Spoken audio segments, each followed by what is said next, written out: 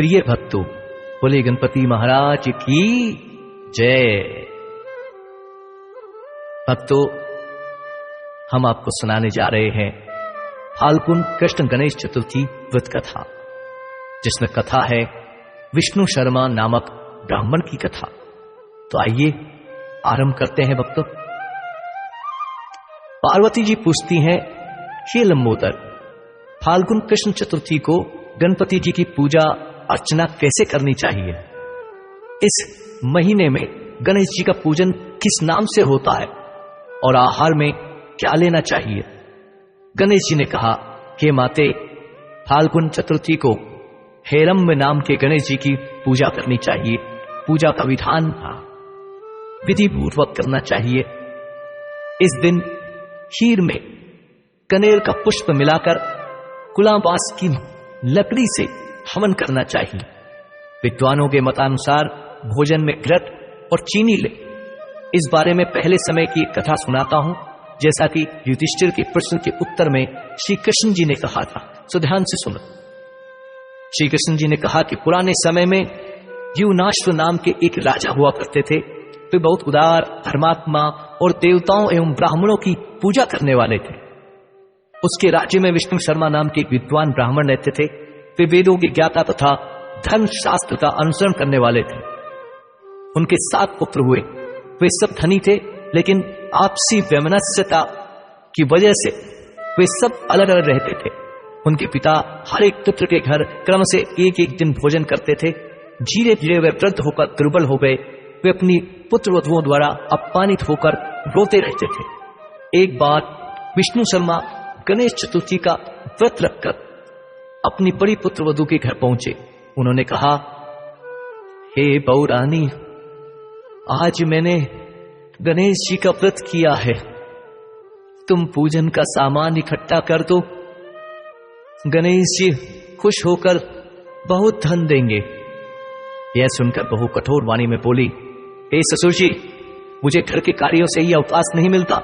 मेरे पास फिजूल के कामों के लिए वक्त नहीं है। आप सदैव ही कुछ न कुछ कार्य बताते रहते हो। आज गणेश जी का व्रत करने की कह रहे हैं। मैं गणेश व्रत को नहीं जानती और न ही तुम्हारे गणेश जी को जानती हूं, और यहां से चले जाओ आप।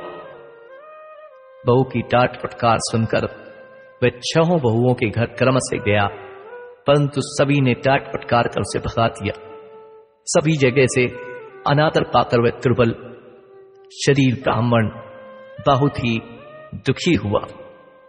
अंत में वह छोटी बहू के घर जा बैठा।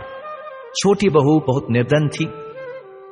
वह सकुचाता हुआ बोला, अरे बहू, अब मैं कहां जाऊं? सब बहुओं ने मुझे झिड़क दिया। मेरे पास तो व्रत के सामान को इकट्ठा करने का कोई साधन नहीं दिख रहा। मैं स्वयं भी बहुत वृद्ध हो गया हूं।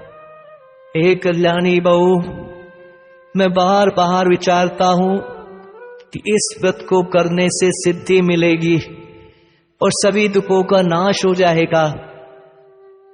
अपने ससुर की यह बात सुनकर बहू बोली, हे ससुर जी, आप इतने परेशान क्यों हो रहे हैं? आप स्वेच्छापूर्वक व्रत कीजिए। आपके साथ मैं भी इस व्रत को करूंगी। इससे हमारे दुखों का नाश होगा। ऐसा कहकर छोटी बहू कहीं से भीख मांग लाई। उसने अपने तथा ससुर के लिए अलग अलग लड्डू बनाए। उसने चावल, चंदन, फल, फूल, धूप, दीप और नैवेद्य सब पृथक पृथक करके ससुर के साथ पूजन किया। इसके बाद आदर से ससुर को भोजन कराया। भोजन की कमी के कारण आप कुछ न खाकर भूखी रही। हे महादेवी, आधी रात के बाद ससुर को उल्टी दस्त होने लगे, जिससे उसके दोनों पैर गंदे हो गए। उसने ससुर के पैर धुलवाए और शरीर पूछा। वह दुखी होने लगी कि मुझ अभागिन के कारण आपकी ऐसी दशा क्यों हुई? हे ससुर जी, रात्रि में मैं अब कहां जाऊं? मुझे कोई उपाय सुझाइए। सारी रात विलाप करते रहने से अनजाने में उसका जागरण भी हो गया, और जब सुबह हुई तो छोटी बहू क्या देखती है कि उसके घर में हीरे मोती और माणिक के बिखरे हुए हैं और उनके प्रकाश से घर प्रकाशित हो रहा है। उसके ससुर के उल्टी दस्त भी अब बंद हो गए थे। हैरान होकर वह अपने ससुर से पूछने लगी, ये क्या हुआ? यह धन किसका है? अरे इतने हीरे मणि मूंगा आदि मेरे घर में कैसे आ गए? हे ससुर जी, हमें कोई चोरी में फंसाने के लिए तो यह घर में नहीं डाल गया है।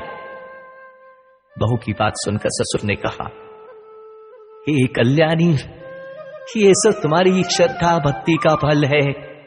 तुम्हारी भक्ति से गणेश जी प्रसन्न हो गए हैं और उन्होंने इस व्रत के करने से ही तुम्हें इतना धन दिया है।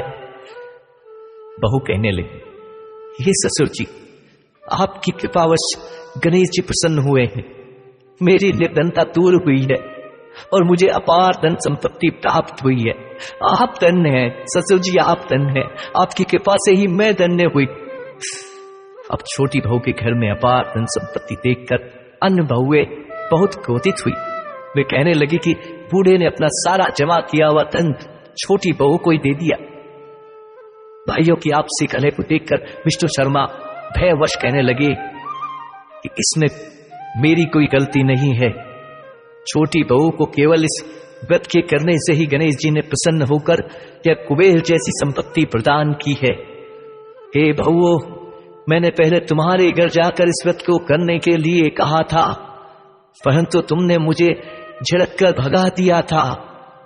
छोटी बहू ने भीख मांगकर इस व्रत को किया। इस व्रत को करने से गणेश जी ने प्रसन्न होकर इसको अपार संपत्ति प्रदान की है। गणेश जी कहते हैं कि हे माता, उस ब्राह्मण थे, 6 बेटे गरीब, रोगी और दुखी थे। सिर्फ छोटा बेटा ही धनवान बन गया। वे 6 परस्पर बराबरी करते हुए फाल्गुन कृष्ण चतुर्थी का व्रत करने लगे। इस व्रत के फलस्वरूप वे सब भी क्रम से धनवान बन गए। इसी तरह जो लोग इस व्रत को करेंगे वे भी धन धान्य से पूर्ण रहेंगे। श्री कृष्ण जी कहते हैं कि हे युधिष्ठिर, गणेश चतुर्थी के व्रत को करने से राज्य की इच्छा वालों को राज्य प्राप्त होता है। अतः हे राजन, आप भी इस व्रत को करें। इस व्रत के प्रभाव से आप कष्टों से मुक्ति पाकर राज्य का सुख भोगने लगेंगे। कृष्ण जी से यह कथा सुनकर युधिष्ठिर अति प्रसन्न हुए और इस व्रत को करके गणेश जी की अनुकंपा से संपूर्ण राज्य के शासक हुए। बोले गणपति महाराज की जय। भक्तों, इस प्रकार यहाँ पर फाल्गुन कृष्ण गणेश चतुर्थी व्रत कथा समाप्त होती है। स्नेह से बोलिए गणपति महाराज की जय।